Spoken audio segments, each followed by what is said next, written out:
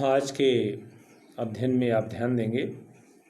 आज का जो प्रकरण है वो है प्रेगनेंसी एंड एम्ब्रियोनिक डेवलपमेंट। तो प्रेगनेंसी एंड एम्ब्रियोनिक डेवलपमेंट, देखिए इम्प्लांटेशन के बाद ये ट्रोफोब्लास्ट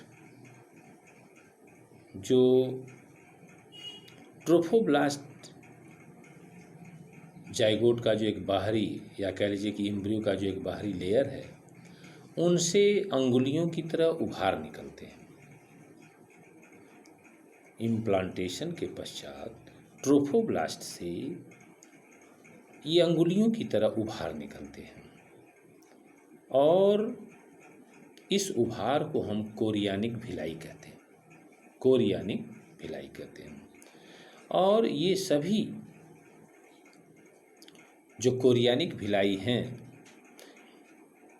ये चूँकि यूटेरिन वाल से घिरे हुए रहते हैं, क्योंकि संपूर्ण, आप जानते हैं इम्प्लांटेशन का मतलब कि संपूर्ण जो एम्ब्रियो है वह यूटेरिन वाल से ये सराउंडेड है, तो उसमें ये सराउंड होने के कारण ये सभी कोरियानिक जो भिलाई हैं ये उसमें घिरे रहते हैं। और ये कोरियानिक भिलाई यूटेरिन टिश्यू से ये अच्छी तरह से ये उसी में उलझे रहते हैं, या कह लीजिए कि उसी में एक दूसरे से लिपटे रहते हैं और लिपट जाते हैं। और इस प्रकार से अगर ये देखा जाए तो ये पूरा का पूरा जो मैटरनल ब्लड है वहाँ का ट्रोफोब्लास्ट का कोरियानिक भिलाई है और यूटेरिन वाल के टिश्यू हैं, ये सभी आपस में उलझ करके एक संरचना बना लेते हैं जिनको हम प्लेसेंटा कहते हैं। यही प्लेसेंटा है। तो प्लेसेंटा क्या है? इम्प्लांटेशन के बाद जो है प्लेसेंटा का निर्माण होता है और वो कहीं कोई दूसरी चीज़ नहीं है, बल्कि वो सिर्फ ट्रोफोब्लास्ट के कोरियानिक भिलाई और यूटेरिन वाल के टिश्यू और उसमें जो ब्लड होते हैं, इन्हीं के द्वारा जो है ये इनका एक मिश्रित और जटिल स्वरूप होता है जिसे हम प्लेसेंटा कहते हैं। अब ये देखना है कि ये प्लेसेंटा वास्तव में प्लेसेंटा ही एक ऐसी संरचना है जो एम्ब्रियो को, जो फीटस है, उसको ये ऑक्सीजन और न्यूट्रिएंट्स की सप्लाई देता है और साथ ही उस फीटस में जो भी वेस्ट मटेरियल बनते हैं, कार्बन डाइऑक्साइड बनता है, इनको ये रिमूवल का भी काम करते हैं। लेकिन प्लेसेंटा और फीटस ये दोनों एक लंबी नली के द्वारा जुड़े रहते हैं जिसे अम्बिलिकल कॉर्ड कहते हैं। तो प्लेसेंटा अम्बिलिकल कॉर्ड के द्वारा वह फीटस को न्यूट्रिएंट्स और ऑक्सीजन की सप्लाई देता है और साथ ही प्लेसेंटा अपने अम्बिलिकल कॉर्ड से फीटस के अंदर उत्पन्न जो वेस्ट मटेरियल्स हैं, CO2 हैं, उनको रिमूव भी करता है, रिमूवल का भी कार्य करता है। तो इस प्रकार से ये एक तरह से ये प्लेसेंटा पूरे फीटस के ग्रोथ में सहयोग करता है, नियंत्रण करता है और एक तरह से उनका ये कह लीजिए कि पूरा जो है सेवा करता है। अब हम ऐसे में ये कह सकते हैं कि प्लेसेंटा और क्या महत्वपूर्ण कार्य करता है। प्लेसेंटा विभिन्न प्रकार के हार्मोन्स का भी वो स्राव करता है। प्लेसेंटा से बहुत से हार्मोन्स स्रावित होते हैं, जैसे ह्यूमन कोरियानिक गोनाडोट्रोपिन, दूसरा है ह्यूमन प्लेसेंटल लैक्टोजन, इनके अलावा एस्ट्रोजन और प्रोजेस्टोजन ये हार्मोन्स भी ये स्रावित करता है। साथ ही उसी समय ओवरी से रिलैक्सिन हार्मोन भी ये स्रावित होते हैं। Relaxin hormone also secreted by ovary उसी समय से ये होते हैं। अगर ये देखा जाए कि ये जितने भी मैंने बताया, human chorionic gonadotropin, human placental lactogen, human placental lactogen और ये एस्ट्रोजन, ये हार्मोन्स बराबर जो है ये स्रावित होते रहते हैं। और ग्रोथ के दौरान इनके अलावा कार्डिसाल है और आपका थायरॉक्सिन है, प्रोलैक्टिन है, ये सभी हार्मोन्स भी ये स्रावित हो करके ये फीटस के ग्रोथ में ये सहायक होते हैं, क्योंकि उनकी मेटाबॉलिक एक्टिविटीज़ को ये बरकरार करते हैं, उनका देख रेख करते हैं। अगर हम ये देखें कि जो इम्प्लांटेशन के बाद जो फीटस के अंदर का इनर सेल मास होता है, तो इनर सेल मास ये वास्तव में जो इनर सेल मास है यह मुख्यतः दो परतों में विभाजित हो जाता है। बाहरी परत जो होता है वो बाहरी परत को हम एक्टोडर्म कहते हैं और भीतरी परत को हम एंडोडर्म कहते हैं। तो एक्टोडर्म और एंडोडर्म में ये इनर सेल मास सेपरेटेड होने लगता है, क्लियर होने लगता है, परत बना लेते हैं। और इन दोनों के बीच में भी एक परत बनती है जिसको कहते हैं मीसोडर्म।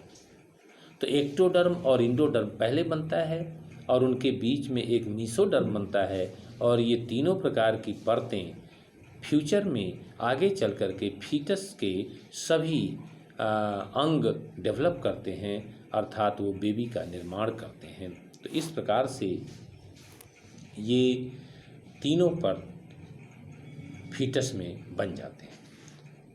इनर सेल मास में जो कुछ सेल्स ऐसे होते हैं, इनर सेल मास के कुछ सेल्स ऐसे होते हैं जिनको हम स्टेम सेल कहते हैं, और ये stem cell is liable to produce any tissue या any organ of the baby. Inner cell mass के कुछ सेल्स ऐसे होते हैं जो आगे चल करके वह किसी भी प्रकार के टिश्यू और अंग का वो निर्माण करते हैं। ऐसे हम सेल को हम स्टेम सेल कहते हैं। तो इनर सेल मास के स्टेम सेल वे कहलाते हैं जो फीटस के अंदर सभी प्रकार के अंग का वो निर्माण कर सके, उसे हम स्टेम सेल कहते हैं।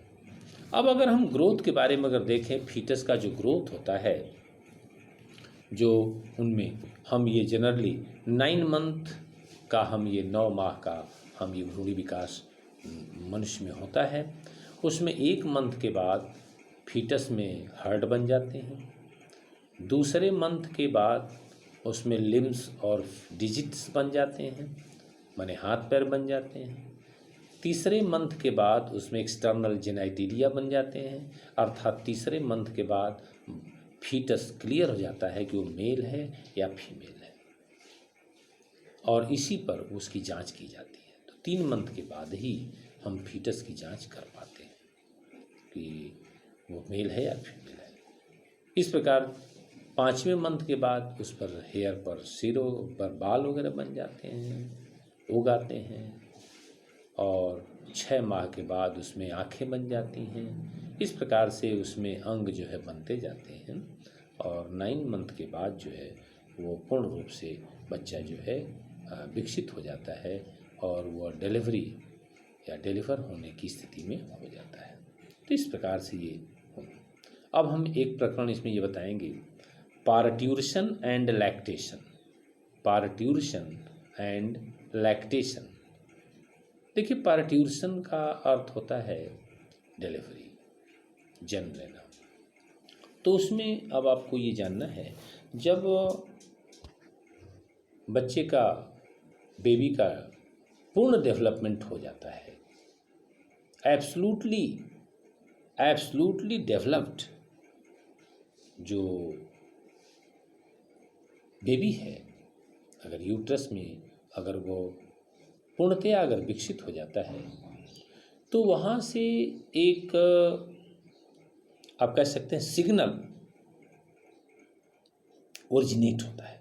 पार्ट्यूशन का एक सिग्नल जो है वह ओरिजिनेट होता है, और ये सिग्नल जो है यूटेरिन वॉल को जाता है और यूटेरिन वॉल में कॉन्ट्रैक्शन शुरू होता है।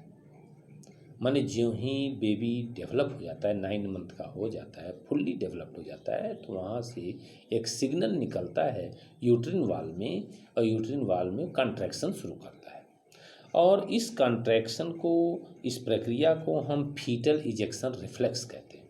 फीटल इजेक्शन रिफ्लेक्स कहते हैं। और इस प्रक्रिया के कारण ये जो फीटल इजेक्शन रिफ्लेक्स है, ये एक ट्राइगर का काम करता है और जिससे पिट्यूटरी ग्लैंड, जो ब्रेन में पिट्यूटरी ग्लैंड है, उस पीयूष ग्रंथि से ये ऑक्सीटोसिन का स्राव होने लगता है। और ऑक्सीटोसिन के स्राव होने से, जो ऑक्सीटोसिन का स्राव है, उस ऑक्सीटोसिन के स्राव से यूटेरिन वॉल का कंट्रैक्शन बढ़ता जाता है। जैसे जैसे ऑक्सीटोसिन का स्राव होता है वैसे वैसे कॉन्ट्रैक्शन बढ़ता है, वैसे वैसे कॉन्ट्रैक्शन बढ़ता है। और जितना अधिक मैक्सिमम, ये पॉजिटिव फीडबैक मैकेनिज्म है, इसको पॉजिटिव फीडबैक मैकेनिज्म कहते हैं कि जैसे जैसे ऑक्सीटोसिन का स्राव बढ़ता है वैसे वैसे जो है यूटेरिन वॉल का कॉन्ट्रैक्शन होता है। और विगरस कॉन्ट्रैक्शन के कारण ये जो बेबी है वह एक्सपेल्ड आउट हो जाती है, डिलीवर हो जाती है, और इसे हम डिलीवरी कहते हैं। अब इसमें आपको ये जानना है कि लैक्टेशन डिलीवर्ड बच्चे के लिए मैमरीज ग्लैंड से ये मिल्क स्राव होता है। जो प्राइमरी स्थिति में जो मिल्क स्राव होता है, वह मिल्क स्राव जो प्राइमरी डेज में होता है, अर्ली डेज में जो होता है, उसे हम कोलेस्ट्रम कहते हैं। क्योंकि colostrum contains many antibodies and nutrients. जो एंटीबॉडीज़ है वह बेबीज़ में, बच्चे में, वह रेजिस्टेंस पावर को डेवलप करता है। तो colostrum is very important food materials for babies, new born babies. और therefore doctors advise to take milk of mother, best nutrition for the new born. इस प्रकार से अब ये आपका प्रकरण समाप्त हुआ, अब ये चैप्टर समाप्त हुआ। इसके बाद अब दूसरा चैप्टर अगले दिन बताएंगे। धन्यवाद।